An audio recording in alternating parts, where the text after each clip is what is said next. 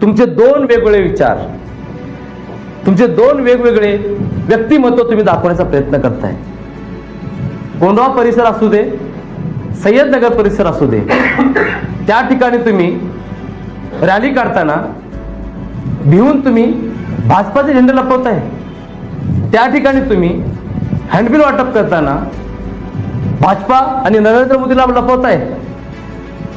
आणि इतर परिसरामध्ये हँडबिल वाटताना तुम्ही नरेंद्र मोदीचा फोटो वापरताय, भाजपाचं वापरताय. कशाला भीताय तुम्ही? जे आहे ते सांगा ना. लोकांना कळतंय की तुम्ही आत्ताच विभाजन करताय.